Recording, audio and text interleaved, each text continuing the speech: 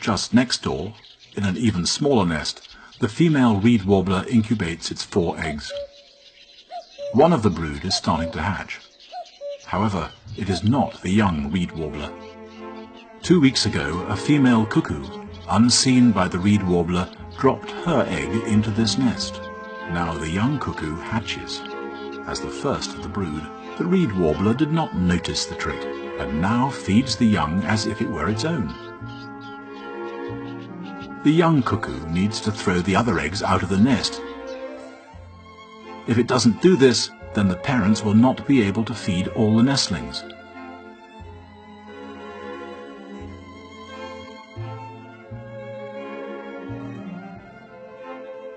But the first attempts are not successful.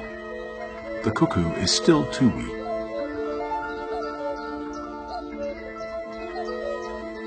It tries again. It must push the egg above the edge of the nest. It is a big effort.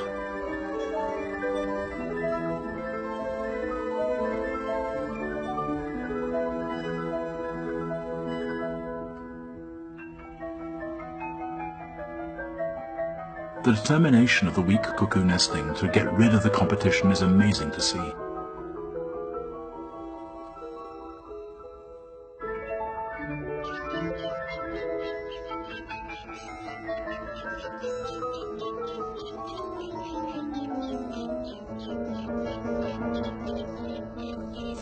After a few hours, it has another go.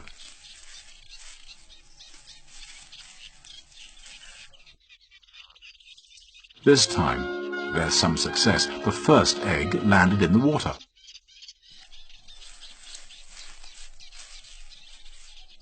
When it throws out the second egg, the cuckoo almost follows it out of the nest itself. Now, for the last one.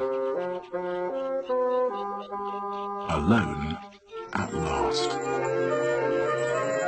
The ever-open, bright red beak and the constant peeping from the cuckoo prompts the reed warblers to bring it food without a break. Now all the insects and spiders end up in its beak. With such intensive feeding, the young cuckoo reaches its adult size in just 2 weeks.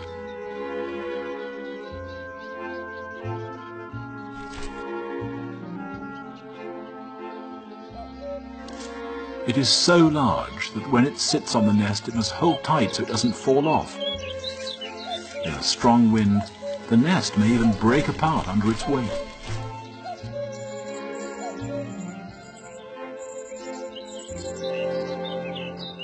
Although the cuckoo is by now much bigger than the reed warblers, they still treat it as if it's one of their own nestlings.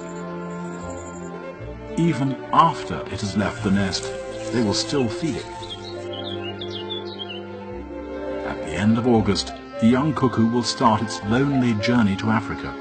It will return next spring, maybe even to the same reed bed, and try to toss an egg into a reed warbler's nest.